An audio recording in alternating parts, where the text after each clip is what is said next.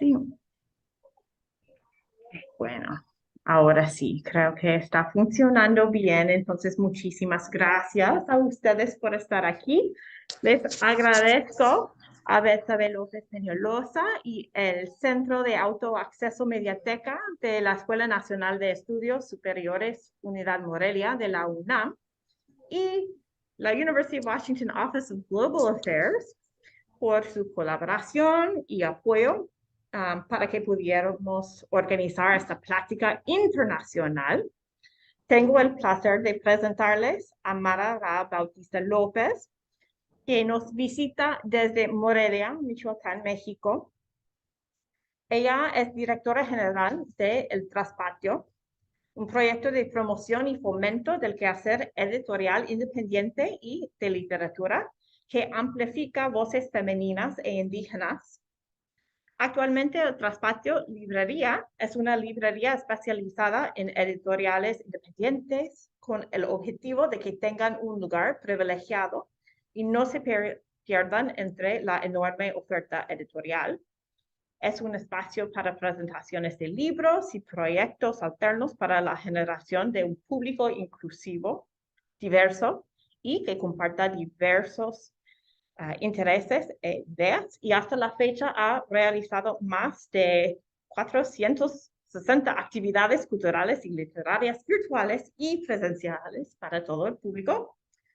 Y pues es directora, editora, coordinadora de eventos literarios y culturales, y hoy nos presenta un cuarto propio, la desigualdad en el ámbito literario en México.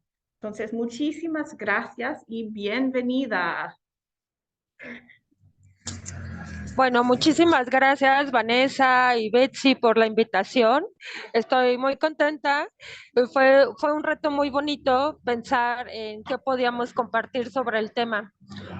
Y bueno, una de las cosas que quiero decir es que supe que su interés es mucho por la cultura mexicana y todo lo que escuchan es parte de la cultura mexicana, porque son camiones que pasan, que no tienen paradas específicas, camiones que hacen muchísimo ruido y que es muy complejo, a menos que estés en un salón como Vanessa o Betsabe, ahuyentarte de este ruido externo, pero bueno, es parte de México y del entorno. Entonces, bueno, vamos a comenzar. Yo titulé Un cuarto propio esta charla, por supuesto haciendo referencia a la famosísima obra, el ensayo de Virginia Woolf, Un cuarto propio, que, por ejemplo, en el año 2020 fue uno de los libros que más vendimos en la librería. Y eso me impresionó mucho porque quiere decir que a pesar de la cantidad de años que han pasado desde que se editó por primera vez este libro, sigue siendo un texto de muchísimo interés. Y bueno, ese ensayo de Virginia Woolf que habla sobre un cuarto propio, habla justo sobre el derecho de la mujer a tener un espacio propio para la creación, para ella. Y es de los primeros ensayos en donde se habla de cómo las mujeres siempre hemos estado educadas para los cuidados, para compartir, y es muy extraño que una mujer se rente un estudio y se vaya a trabajar ahí simplemente para la creación.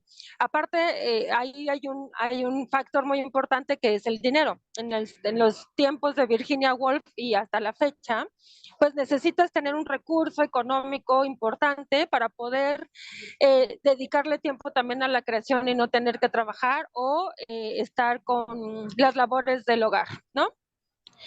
Y como vamos a hablar de desigualdad, a mí me gustaría mucho como repasar tres conceptos que aunque tengo entendido que ustedes los conocen, los entienden, incluso los han estudiado, como para que quede claro de qué vamos a hablar, ¿no? El primero es el patriarcado, porque vamos a hablar mucho sobre la crítica al patriarcado.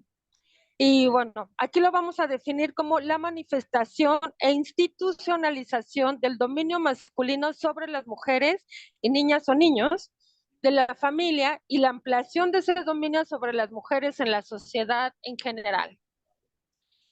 Después el otro concepto del que vamos a hablar es equidad de género, que es el derecho que permite brindar a las mujeres y a los hombres las mismas oportunidades, condiciones y formas de trato, sin dejar a un lado las particularidades de cada uno o una de ellas, que permitan y garanticen el acceso a los derechos que tienen como ciudadanas.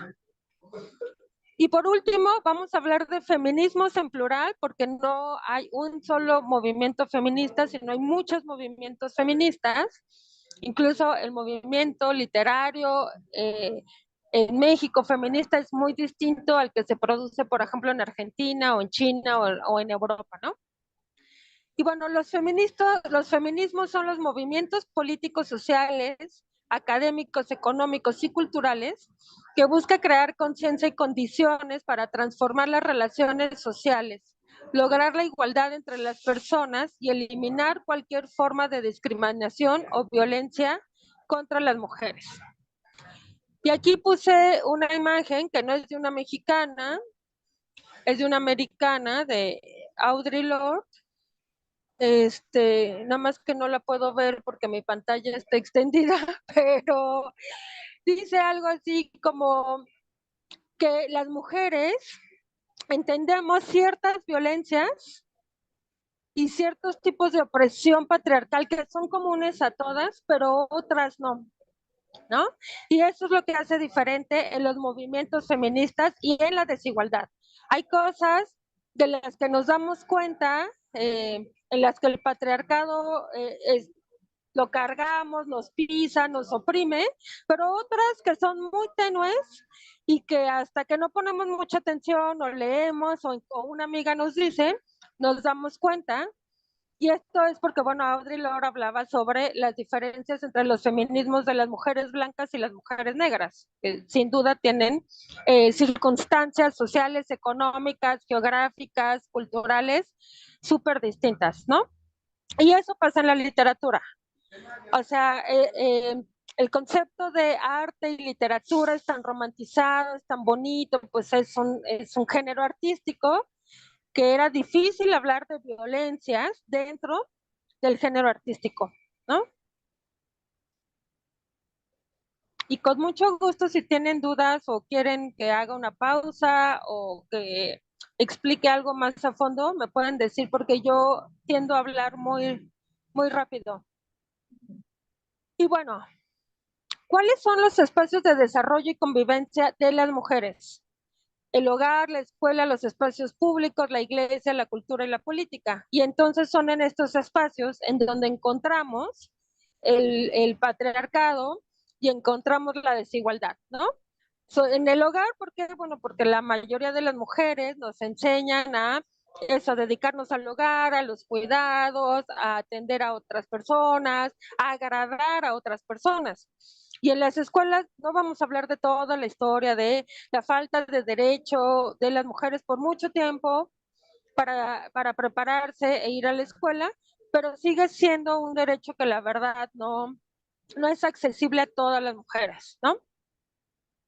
Y los espacios públicos. Aquí en México en específico, los espacios públicos pues están dominados por los hombres, porque nosotras como mujeres, en muchos casos y en muchos horarios, evitamos los espacios públicos porque nos sentimos más vulnerables a una mirada incómoda, a un comentario incómodo, algún rato, ¿no? Nos sentimos expuestas cuando los espacios públicos son iguales para hombres y mujeres y deberíamos sentirnos libres de transitarlos, habitarlos en todo momento. La iglesia es otro espacio, cualquiera que sea, y bueno, la iglesia por su propia construcción ideológica, pues es un espacio donde también es completamente patriarcal, ¿no? Y a la mujer la pone en desigualdad desde que nace. Y luego voy a hablar de la política, también el derecho a tomar lugares de decisión y de poder para las mujeres. Ha sido un camino muy arduo y yo creo que todavía nos falta muchísimo. Y por último está la cultura, que es de lo que vamos a hablar, la cultura, el arte y la literatura, ¿no? En la historia de la literatura, la misma Virginia Woolf decía que sinónimo era mujer, la palabra sinónimo. Y esa es una frase que a mí me encanta porque quiere decir que cada mujer que quería escribir, ay, ya se fue un camión y ya van a descansar mis oídos.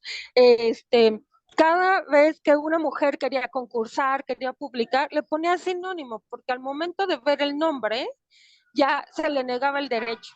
Entonces, ella cree que muchas de las obras que están firmadas por sinónimos son mujeres. Y bueno, esto lo podemos tomar como una metáfora, ¿no? Sinónimo era mujer. Porque en la historia de la literatura, sobre todo en Latinoamérica y en México, pues las mujeres tenían muy poco acceso a eso. Sí lo había, no lo vamos a negar, sí lo había, pero no y no lo hay hasta la fecha, con el mismo índice que los hombres, ¿no? Que la escritura escrita por hombres. Entonces, en este espacio justo de desarrollo y convivencia es donde vamos a hablar porque hay tanta desigualdad en el ámbito literario y esto tiene que ver con lo que, bueno, ustedes me propusieron, que son pues los patrones de comportamiento, de desarrollo de la mujer en este país, ¿no? Y entonces, bueno, pues eso, la desigualdad de género no se escapa en el ámbito literario, y aquí puse algunas palabras que son publicaciones, reseñas, entrevistas, anaqueles, librerías, encuentros. ¿Qué quiere decir publicaciones? Definitivamente se publica en un mucho menor índice a mujeres que a hombres. Uno lee las listas, los catálogos de las editoriales y sigue habiendo más del 50% escrito por hombres. O sea, no hay un 50-50. Yo creo que apenas vamos en el 30. Hay un caso muy drástico, por ejemplo, no sé si ustedes conocen este editorial que se llama Fondo de Cultura Económica, que es un editorial que depende del Estado, depende directamente, digamos, de la presidencia. Es un proyecto muy bueno porque pone libros a precios muy accesibles, hay librerías. Yo creo que es un gran proyecto, pero su catálogo está el 90% formado por escritura de hombres. Si quisieran equilibrar ese catálogo, se llevarían 25 años editando solo libros de mujeres para ser equivalente al catálogo. Así de atrasado. Entonces, imagínense que por 25 años no publiquen ningún hombre. Yo la verdad es que creo que sería muy difícil que eso pasara. Pero eso tendría que pasar para que fuera un catálogo parejo, ¿no? Las reseñas, luego, bueno, se publican menos mujeres, pero después se reseñan menos mujeres. Si uno ve los medios de comunicación, la mayoría de las reseñas son de libros escritos por hombres. Entonces ahí también se va sesgando, ¿no? Publican menos mujeres, reseñan menos mujeres, quiere decir que te está costando más trabajo salir adelante con tu libro, con tu publicación.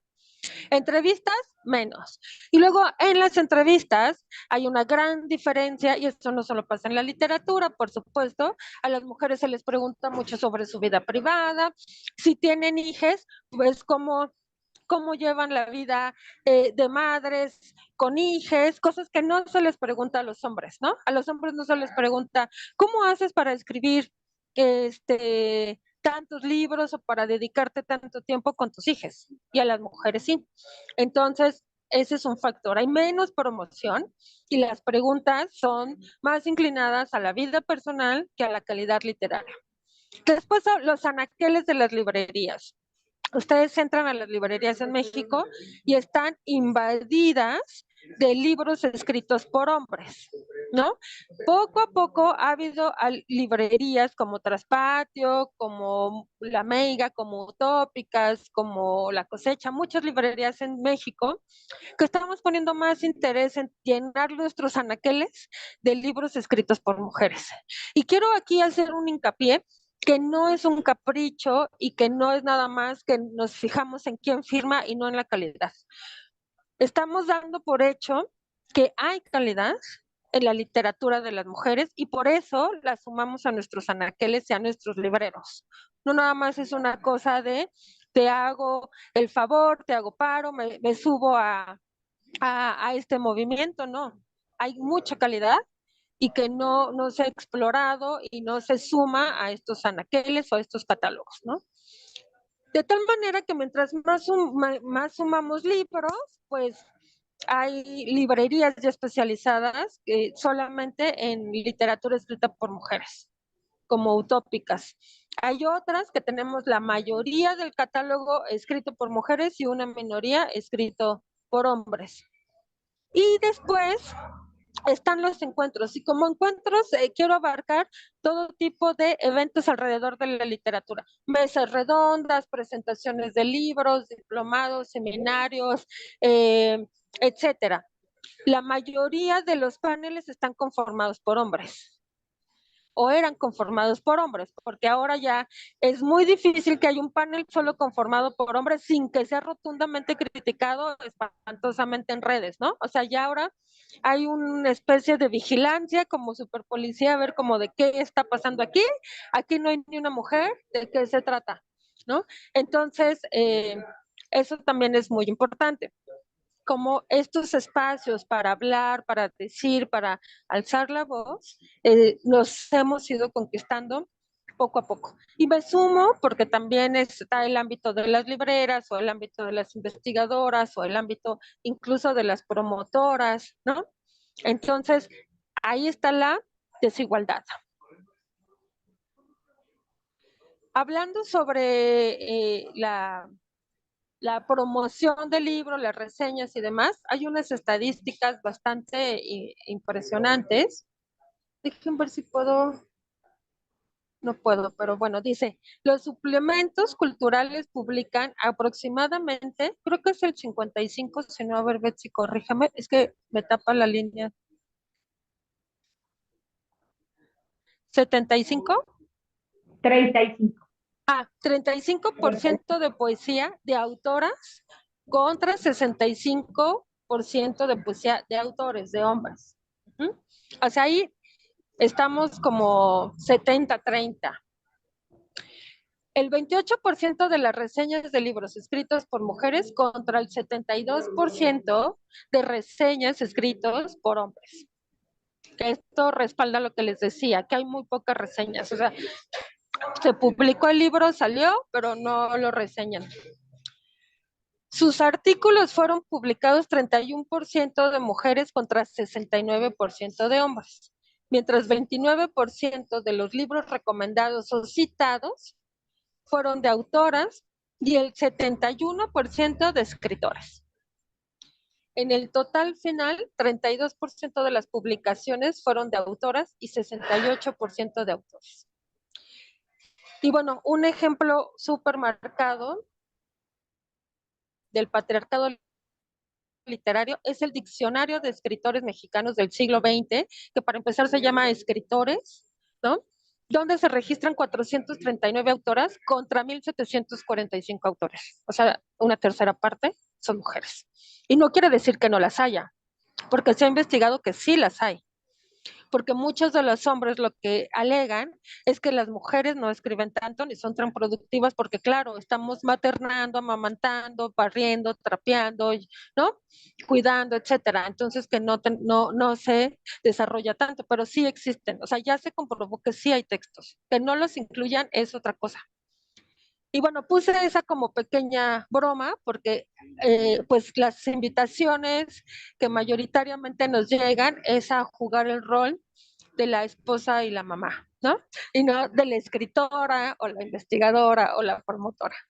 Entonces, y abajo puse el caso del FC, que es el Fondo de Cultura Económica, que es el que les acabo de explicar, que su catálogo está súper inclinado por hombres y cuánto tiempo se llevaría a equilibrar ese catálogo.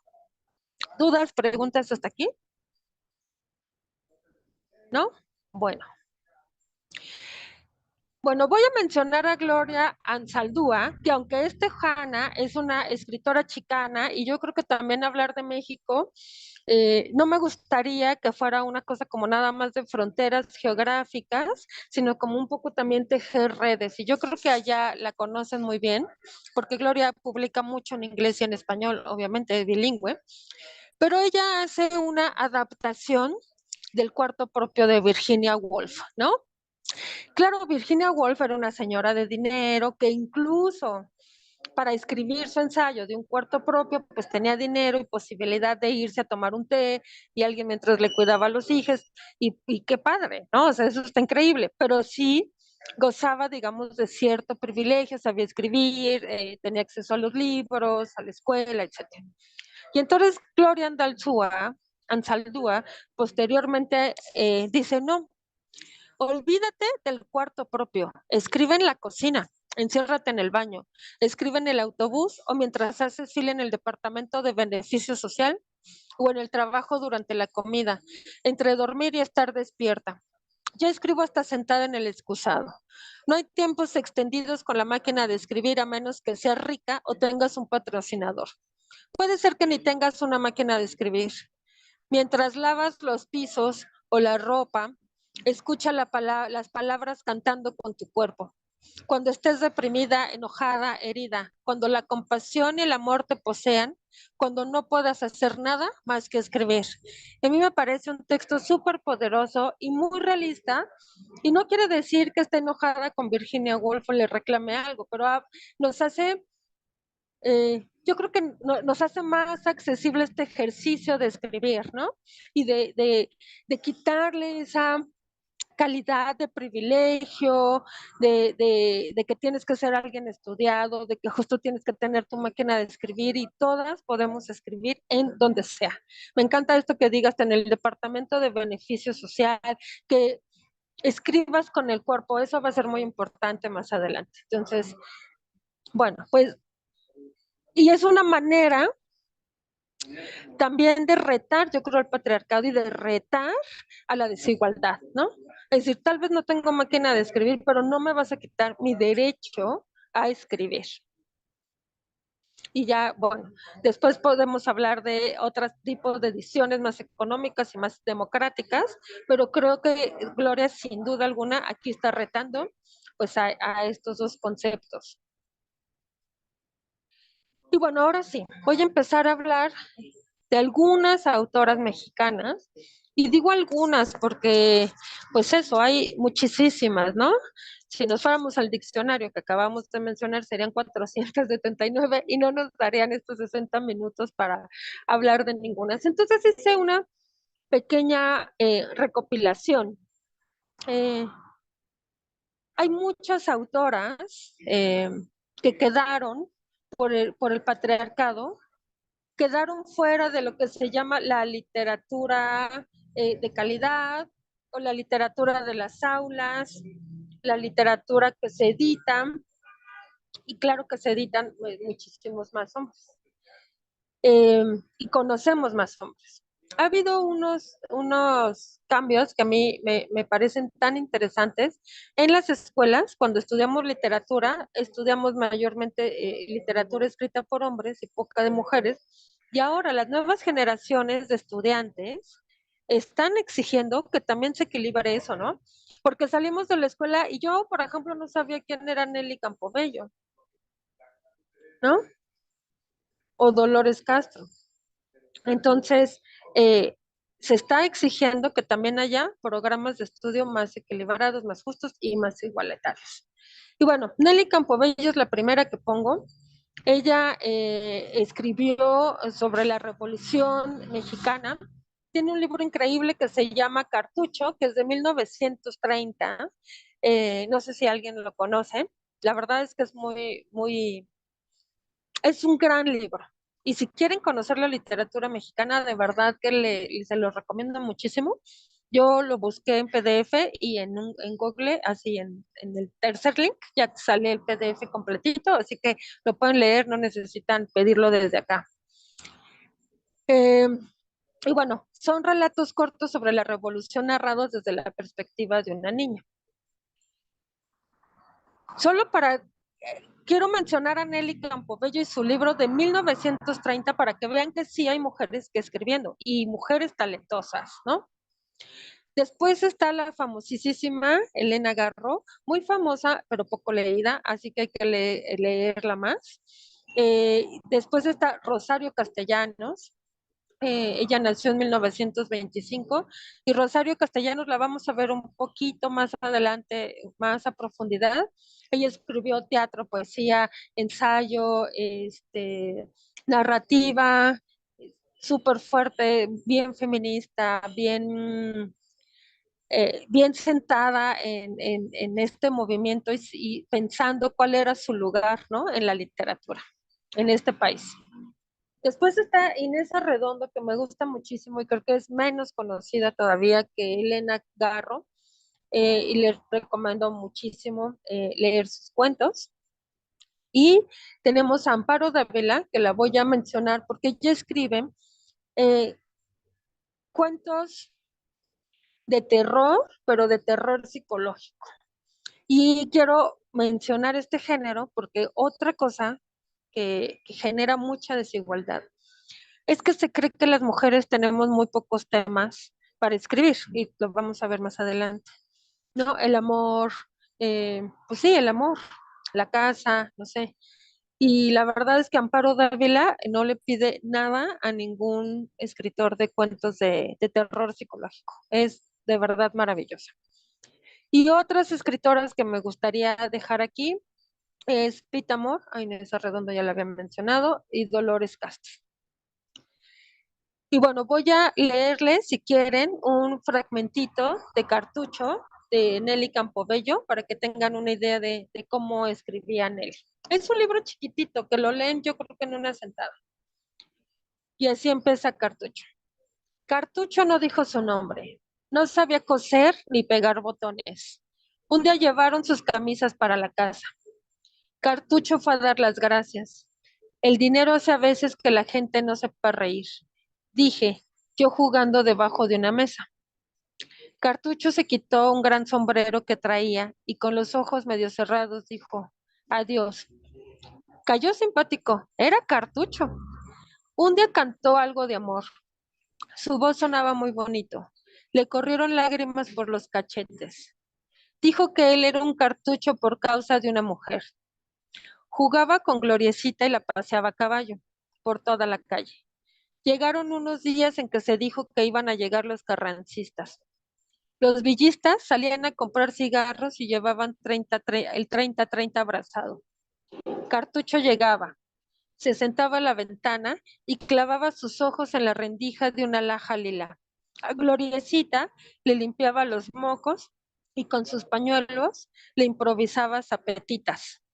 Y bueno, hay muchas palabras como propias de la revolución, muchas palabras que ya no utilizamos mucho como las apetitas, ¿no? Hay que saber qué son los carrancistas y qué son los villistas, que son movimientos revolucionarios. Pero así, ese es el tono de Cartucho y ese es el tono de esta niña que va, que está muy atenta a lo que está pasando en su rancho, digamos, en su entorno, en su comunidad, ¿no? Con este paso.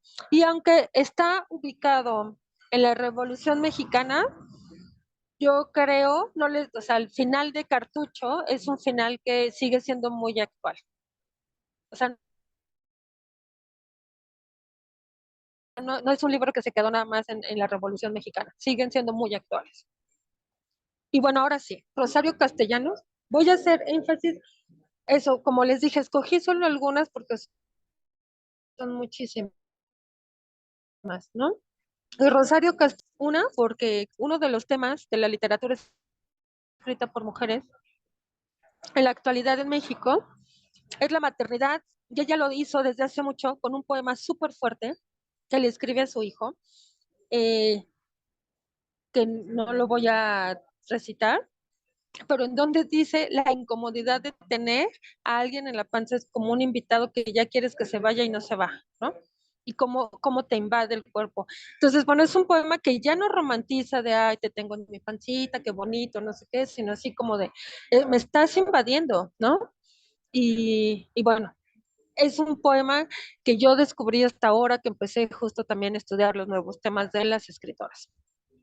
Rosario Castellanos escribió un libro que se llama Cultura Femenina. en donde pone en duda diversos roles que cultural y socialmente se le han impuesto a las mujeres por siglos, como la maternidad, una de las principales preocupaciones que Castellanos plasma en su literatura, y se cuestiona si hay una cultura propia del género femenino. Entonces se pregunta si existe un modo de pensar propio de las mujeres y cuál sería eso. Y analiza la diferencia sexual ahora en el conocer. Sexual como género, ¿no? Femenino y masculino. Castellanos también argumentaba que las mujeres habían sido vedadas y alejadas de la cultura, pues los hombres se habían adueñado de este término. La cultura se había convertido en un club liderado exclusivamente por hombres y por medio de este privilegio. El club de Toby, digamos, ¿no? Establecieron por años la idea de que las mujeres no eran capaces de desarrollar el talento ni la inteligencia para dedicarse al arte o a la ciencia, ya que su papel fue minimizado a poblar el mundo y satisfacer sus deseos sexuales. Entonces, bueno, este es un gran ensayo que me parece que vale la pena mencionar justo en esta charla, en donde ella se pregunta, bueno, si estamos hablando de escritura, ¿de verdad las mujeres somos distintas? ¿Pensamos distintos desde dónde escribimos? ¿Y cuál es nuestro papel? ¿Qué estamos haciendo?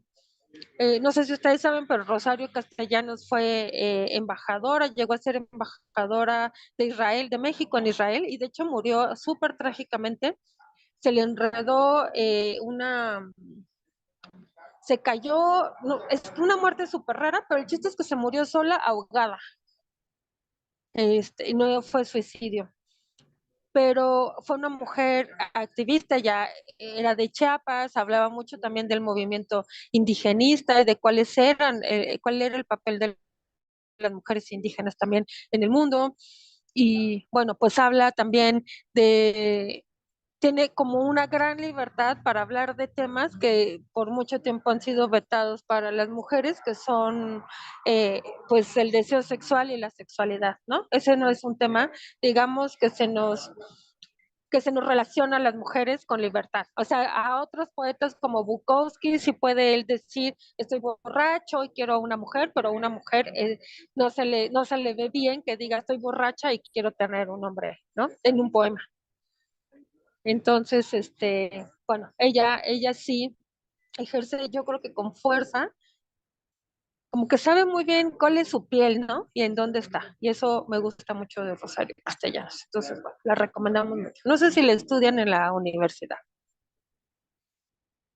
Y ya que hablamos como de escritoras de principios de siglo eh, XX, voy a hablar de las escritoras actuales, ¿no? Son también muchísimas, de verdad es súper rica la diversidad de palabras, de historias, de textos, de formas que podemos encontrar en la literatura contemporánea.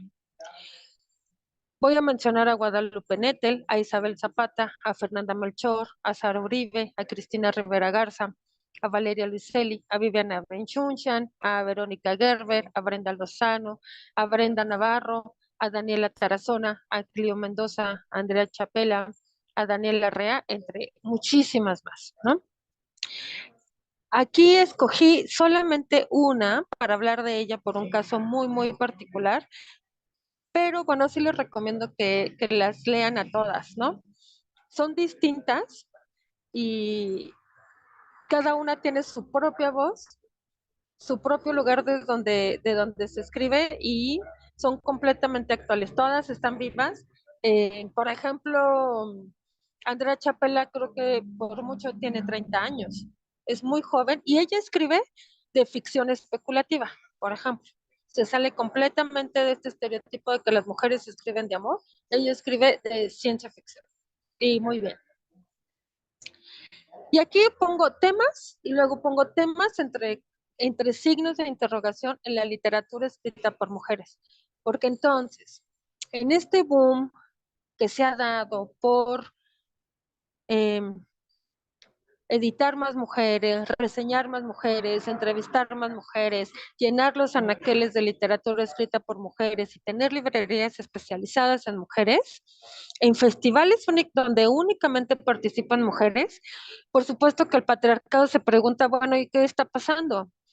¿Qué está pasando? Número uno, creo que es un movimiento que se ha hecho en una colectiva anónima, es decir, yo, Mara, estoy aquí hablando con ustedes, les estoy recomendando, pero alguien más, alguien más, alguien más. O sea, no es un movimiento en el que uno se puso de acuerdo, sino que tú empiezas desde tu ética personal a hacerlo. En la librería, por ejemplo, llegan muchísimas mujeres que tienen ya por lo menos 2 años leyendo solo mujeres. Y sabemos que hay muchos libros muy buenos escritos por hombres, pero como la desigualdad tiene que ver con lo que leímos, ¿no? Por ejemplo, aquí, a ver, ¿quién no leyó a Gabriel García Márquez? ¿Quién no la ha leído a Vargas Llosa? ¿Quién no ha leído a Octavio Paz? Pero ¿quién ha leído a Elena Garro? ¿Quién ha leído a Rosario Castellanos? No, porque aparte era una cosa como de yo ya leí a Gabriel García Márquez y entonces ya soy una intelectual, ¿no? Yo hace poco, en unos clubs de lectura, propuse leer a Isabel Allende y yo me acordé que cuando yo estudiaba en la Facultad de Literatura, yo no me sentía cómoda diciendo que a mí me gustaba Isabel Allende, porque es una mujer muy comercial, ¿no? No es un intelectual como Octavio Paz. Y al momento de estudiarla para este círculo de lectura, le pedí en la intimidad 1000 veces disculpas, porque es una gran escritora, es un mujerón. De hecho, es la escritora con más publicaciones en todo el mundo, con más libros en todo el mundo. ¿Y cómo pudo salir adelante justo en un medio tan masculinizado, tan machista y tan patriarcal? ¿No? Entonces ahora la veo con otros ojos de no solo me gusta lo que escribe, sino ahora soy orgullosa fan de Isabel Allende. No, y eso está muy padre, porque hay que reivindicarnos, hay que aprendernos, hay que reconstruirnos, hay que volver a ver, hay que abrirnos, ¿no? A los errores, pues sí, a conocernos y a decir, ay, qué mensa, me daba pena porque pues justo el sistema patriarcal de las universidades no te permiten decir que te gusta la literatura comercial, ¿no? Entonces, en este sentido, pues el patriarcado pregunta, bueno, ok, ya se están leyendo muchos, ya se están invitando mucho, porque yo invito a mi amiga que presente mi libro, yo invito a mi amiga, y claro, porque es la única manera de que se rompa esta desigualdad, ¿no? Apoyándonos unas a las otras. Si no, vamos a entrar entonces al mismo sistema que el patriarcado nos ha impuesto. Y se preguntan cuáles son los temas. ¿Qué es la diferencia? Y yo no vengo aquí a decir si sí es la diferencia, vengo a proponer lo que yo creo. Creo que las mujeres estamos hablando de otro tipo de violencias, no de las violencias de la guerra, que ese es, por ejemplo, nos preguntamos, ¿cuántos libros sobre guerra hemos leído o son tan famosos? ¿Y quiénes de nosotras hemos estado en una guerra? La verdad es que nadie, ¿no? ¿Y por qué la guerra me tiene que ser un tema tan cercano? Entonces estamos hablando de otras violencias, las violencias patriarcales, las violencias económicas, las violencias psicológicas, las violencias del Estado, las violencias sistemáticas. Estamos hablando del cuerpo que no es estético, no del cuerpo bello o del cuerpo feo, sino del cuerpo como esta materia que nos sostiene y que atraviesa todo, atraviesa lo que sentimos, lo que pensamos, es el que nos permite movernos, tener hijos, claro, tener sexo, nos permite mirarnos, nos permite conocernos, ¿no? El cuerpo como una materia que no está ahí extra y que no es su única utilidad poblar al mundo, que tiene o complacer, que tiene muchísimas otras formas de relacionarse con nosotras mismas. Y por supuesto está la maternidad. La maternidad siempre ha estado en la literatura, está la mamá de Hamlet, o sea, hay muchos ejemplos de maternidad, pero ahora se está hablando de una maternidad no romantizada, de una maternidad muy particular. Y este tema, por ejemplo, me parece muy interesante porque, aunque parece que la maternidad es una generalidad, o sea, no sabemos perfecto el proceso biológico, cada, cada maternidad es muy particular. La edad, el contexto, cómo te sientes, ¿no? O sea, todas tenemos una historia de la maternidad muy parecida, sí, pero también muy, muy personal. Entonces, es un tema que no creo que sea de moda, sino que es un tema en el que nos empezamos a acompañar y en el que decimos, claro que ocupa un espacio muy importante en mi vida y voy a hablar sobre él. Y los cuidados. No solamente sabemos que nos han impuesto los cuidados, sino que vamos a hablar de los cuidados y lo que implican los cuidados. ¿Qué implican los cuidados? Pues quedarnos en desigualdad, porque si yo tengo que cuidar a una enferma o a los hijos, pues entonces no puedo aceptar trabajos o trabajos con mayor responsabilidad, porque primero están los cuidados y entonces eso me hace generar menos dinero, por lo tanto me hace generar menos decisiones de poder tal vez, ¿no? O iguales.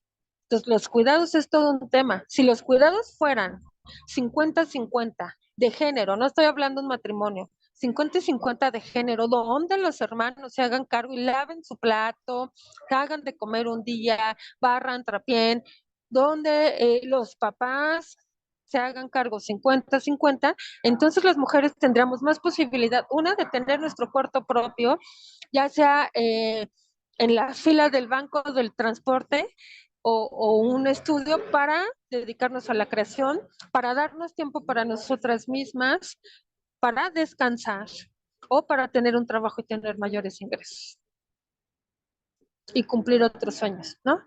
O sea, los cuidados, más allá del tema romántico, de qué bonito los cuidados es de verdad un tema que genera muchísima desigualdad. Entonces hay que tener ahí como muy presente y la literatura está hablando mucho de esto, de yo cuido porque se nos da, es natural, digamos, a nosotras, ya sea biológicamente o por como hemos sido educadas años, miles de años atrás, pero ¿qué pasa con estos cuidados? ¿No? ¿Y cuándo me voy a cuidar yo?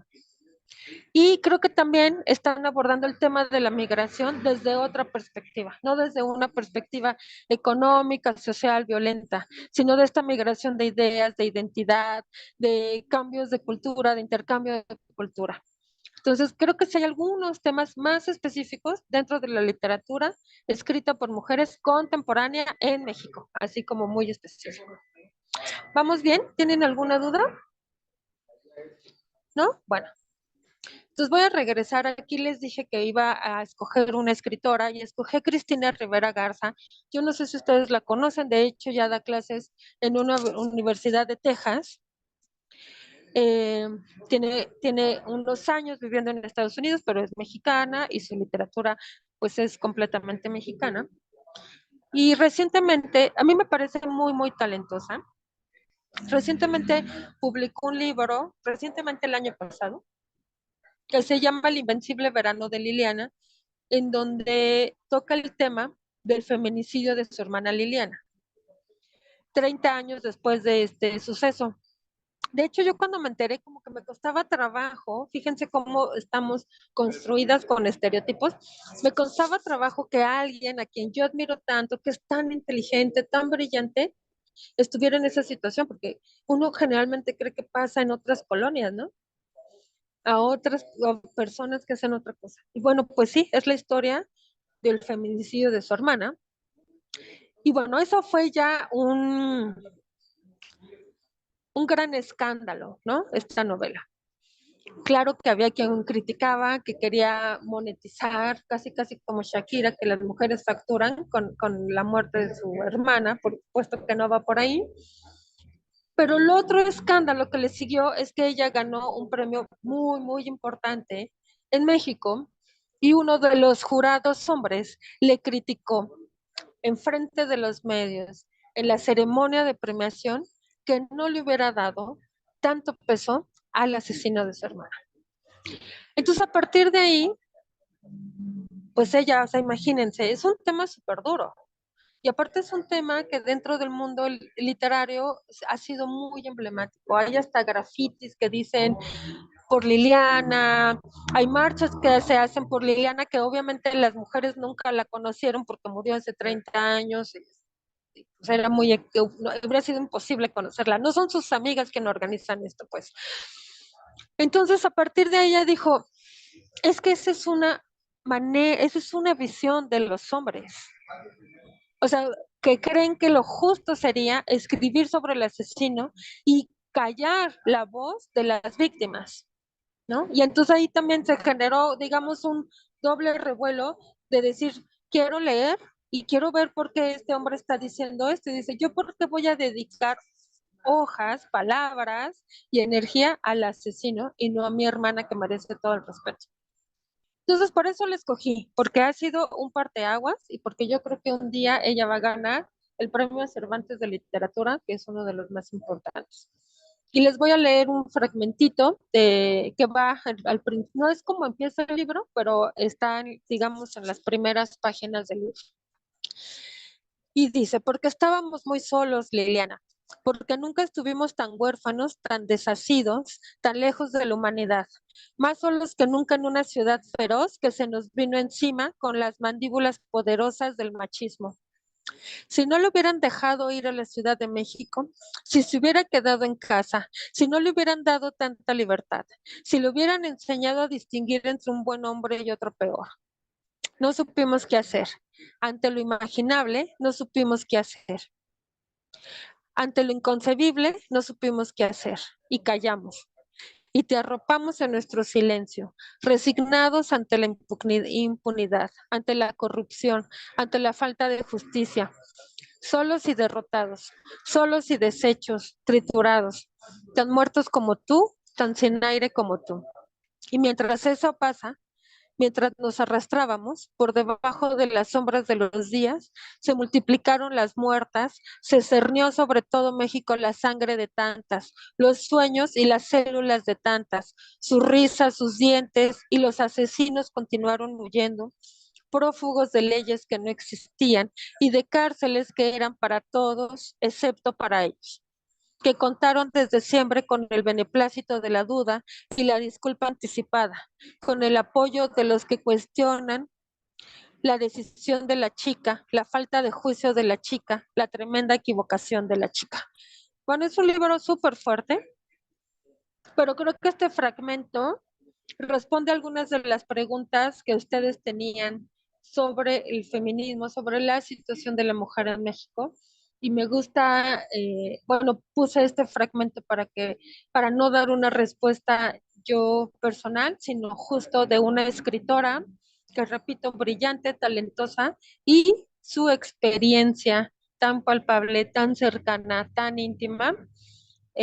Creo que es el mejor ejemplo para contarlo y también es un fragmento donde queda claro que sí es para Liliana, pero también es para todas las mujeres en este país, que son miles que han sido asesinadas, ¿no? Y bueno, vamos a tomar una pausa. Ella es Liliana, que diga ella es Cristina y Liliana está en la portada. Ella es su hermana. También recomiendo muchísimo que lo lean. Es duro, pero vale la pena. Y bueno, cambiando un poco de tema, quiero invitarles a que conozcan este proyecto que se llama Vindictas. Justo la UNAM, bajo la dirección de Socorro Venegas, acaba de sacar una colección de libros que se llama Vindictas y me encanta el nombre porque son mujeres que no están publicadas, unas de ellas incluso ganaron premios súper importantes, pero claro que los hombres que estaban en el canon de la literatura, pues ellos decidían a quién se publica y a quién no se publica. Y entonces las están retomando y las están publicando. Los libros los edita la UNAM, están a un precio súper accesible, pero lo mejor es que si se meten a la página de Vindictas pueden descargar los PDFs. Y entonces van a encontrar textos maravillosos que estaban perdidos y que están recuperando. Y bueno, antes de que esto termine, creo que es importante y no podemos irnos sin mencionar dónde están las mujeres que hablan otras lenguas que no es la hegemónica en México, que es el español. ¿Dónde están las mujeres que hablan uno de los 68 idiomas que hay en este país? Bueno, pues también son muchísimas. Es mucho más complejo hablar de cada una de ellas porque son el reflejo de una cosmovisión, una cultura, una zona geográfica. Entonces, bueno, son casos muy particulares, pero hay muchísimas, muchas activas y muchísimas jóvenes. Entonces, si les parece, voy a pasarles un videíto. Me gustaría que me dijeran si lo alcanzan a escuchar. No sé si tengo que poner mis audífonos. Lo voy a poner y me dicen si se escucha.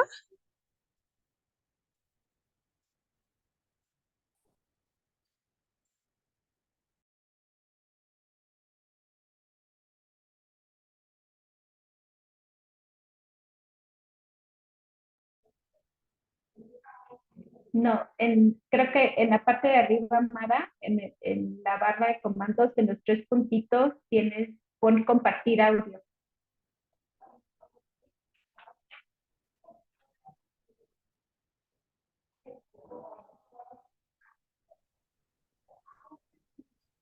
Ya le puse. Deja. A ver. Tili panantat. Hucha. Nani patana. Hati. Ogaehe. Matuhuro shadra nyara nyara nyanyu. Masinfeni ena andafi. Yamini petsiya wada. Interahara nini. Ramakan tafi. Shanyu. Tagi ramakan tafi da nyeki. Rasimakan tafi. De masin. Nana mayawel. Hamadi.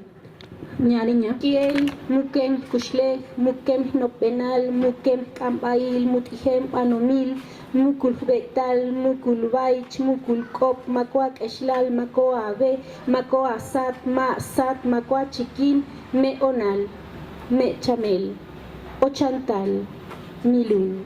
No sabe. Kusino. Sanio kuita. Kwenya kuka nutsilu. Nyanda kwa akusino. Kwenya saabi. Kwenyushi. Nukwenga nji niku kweichi. Sa inyanda ko tono tsani. La sa inya kwenda ino. Nya si ilu bi tono será. Kaiso nukwi. I kwinunda ki ininya. Rabasa ju ukwinundi. Riminda sava ano tituna. Sinu ichina. Nyakwa icha njaso. Hawit hupinda kwarsendera tsikyon kana puecher. Hire tsintsukijer punzumiku. Kuran tsintitijer pirekwan. Huchitepek hindes kerambe. Shashis keskecheri. Hinzunana yurishichwati. Huata. Hoskwa. Huriata. Kanana kutsur sesikimbo. Hinzunarites kamita kuchar wandakwan en mi cuaretin hakapinas kakwar. Hisun suriku ktakus. Kamians kwechan huchita titecher. Anata por tsikinskuesk. Hindesk tskipu. En aksanjasku kecherir. Shashis keskecheri. Kahuchit kwiripit hindes huchit shukuparaku. Shukupara en cuaspi parhuchar. Iretano kamakuri. Onaire Miquea Sánchez. Makatsi minduna llame ya hiyibia utsame ore omo. Jesucristo is hañajyaya unsumamais kionuxkui. Unsumamais hamius poca Castilla ore. Natsu kiambo giomis kionuxkuyam. Natsu sha otumunabsu shambu yauka bianukuis miusokyuyam. Unsumamais bianjambana huche ore omorirena muspabo tutsamo tsawaji. Tese, kutne viana ella bugomis vinangomoram. Tese na konuxpa, chokoyin, nise. Jesucristo is hamiahna kionuxkui. Te llore un zumba más ñeño itajuna pomarrosas y omaram. Tese, sungbana tumumat sabirungomoram guadbasenaka. San Miguel Arcángel y Samiasna que onuxcuy. Un suma mais que onuxcuy wenengomo yacho ngutamdena. Hukishtit numbana. Tese poyaspana te toyara. Patsoke huespana. Tese te sanga mitana yangukioma. Te yangukioma rike punayahu. Aiga panoncisaja. Mi isach com kashimia. Mi isach com makrenskwakkatra. Ki isach ingon amin mi ingon anokom gitaja. Ki isach ik kinmos ik hikaidon gikip gitaja. Oyak mi isach com kashimia. Oyak a unyao tinikan skwaja. Tijo mitoki andiñao tinika jepe con bipita jamim mi ingo anopom ajatipiki shirkikipiki taji kaitomgi itimosa oyak mimos kihtir kaitomia oyak mimos kihtir katajia oyak mimos kihtir shirkiksihingi aigap itomgi tajka oyak tija shirkikipiki ma oyak Ekturas wen kaninirun Wanandu kusungari. Bueno, le voy a dejar aquí porque el video es muy largo, pero creo que es una muestra, bueno, de los idiomas, pero también es importante decir que ellos escriben desde otros lugares donde no escriben las mujeres que escriben en español, ¿no? Escriben desde su sentido de comunidad, por ejemplo, desde su manera de observar la naturaleza y desde, muchas de ellas son activistas, entonces desde su activismo ya sea en la defensa de los bosques o en la defensa del agua, en la defensa de las mismas lenguas o del territorio. Y ellas, bueno, también son contemporáneas, ¿no? Y también vi una pregunta que les interesaba que habláramos un poco sobre las mujeres trans o la comunidad LGBT. Bueno, cada vez hay más libros sobre LGBT, ya sea ensayos, sobre reflexión, estudios, disertaciones, pero también muchas novelas, ¿no? Pero este caso, Camila Sosa es argentina, pero ella se ganó el premio Sor Juana Inés de la Cruz de la Feria Internacional del Libro de Guadalajara en 2020 y fue un boom. Su libro es precioso, también es muy duro y es la historia de la comunidad transvesti en Argentina. Pero de verdad que su calidad literaria, es una mujer que nunca estudió, es una mujer pues que tuvo que vivir como cosas muy complejas y que su libro está trastocado de toda esa sensibilidad. Y yo creo que es un caso importante por mencionar porque por supuesto que ha abierto caminos a muchísimas otras escritoras trans, ¿no? Y bueno, pues ya, sería todo. Y bueno, eso, me termino, pensé que era una imagen, pero es un GIF. Terminó eso como siempre, recomendando que leamos mujeres, que las recomendemos, que las compartamos, que las regalamos, que las leamos en voz alta.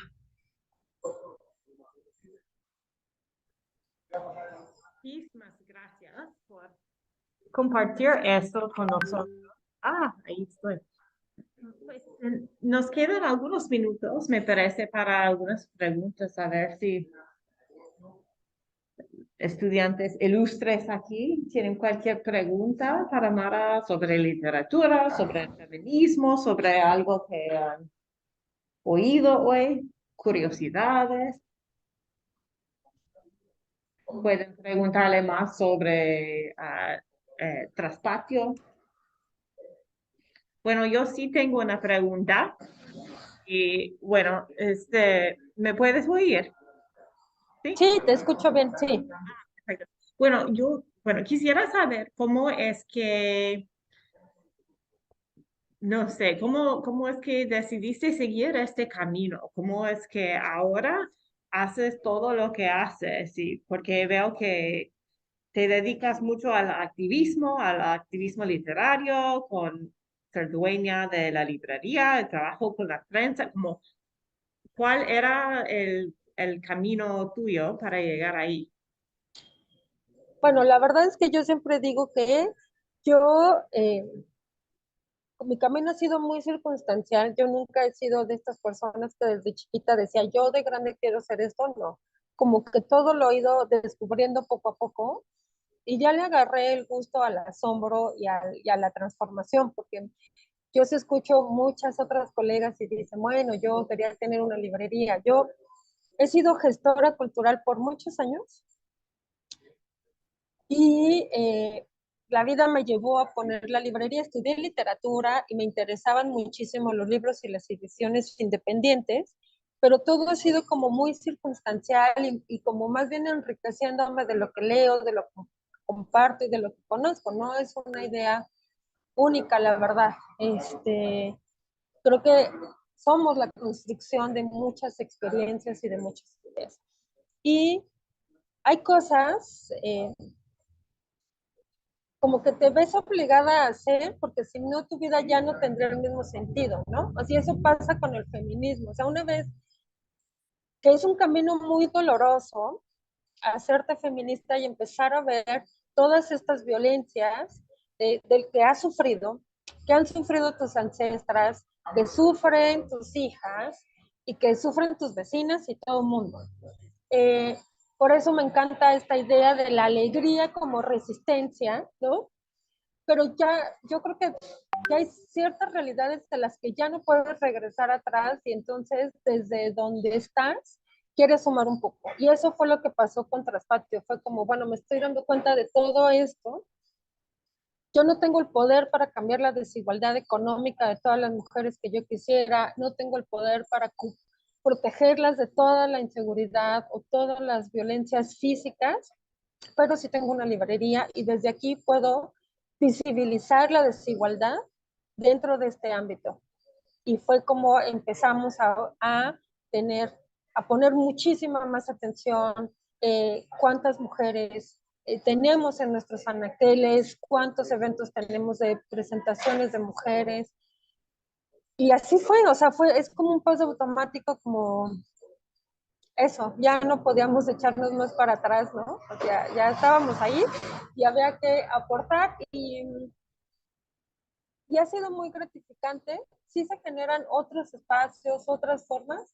Creo que también es muy complejo y también te das cuenta que ser una librera mujer pues tiene sus consecuencias en el ámbito social y cultural y también, ¿no? O sea, también tiene ciertas desventajas, pero pues justo creo que es algo que va junto con pegado, o sea, es algo que se tiene que hacer y se tiene que decir y se tiene que caminar. Y es un camino también muy acompañado por muchas otras mujeres. No sé si contesté o no. Sí, sí, muy bien, gracias. ¿Hay alguna duda o pregunta? Nada, nada, limonada. Pues muchísimas. Bueno, también me pueden mandar después preguntas con Betsy si quieren, porque a veces no nos animamos o vienen después, ¿no? También con mucho gusto pueden venir después. O si quieren que, no sé si quieren que ahorita abundemos en algún término o en alguna idea que haya quedado incompleta. Pues creo que también, bueno, hemos aprendido tanto y tenemos que tomar un poco de tiempo para procesar y claro, seguramente vamos a mandar cualquier pregunta que surja, pero te felicito por todo lo que has logrado ahí con ese trabajo y muchísimas gracias por la visita y por las recomendaciones. Yo he escrito los nombres de varias autoras y ahora quiero leer y leer y leer. Y de hecho, estamos leyendo algunas obras de algunas de esas mujeres en esta clase. Así que, pero no tenemos tiempo para leer todo, así que tal vez Ya sé. durante de las vacaciones, pero sí. Muchísimas Bueno, gracias de nuevo y claro, cuenta con nosotros si podemos apoyar lo que ustedes están haciendo de cualquier manera.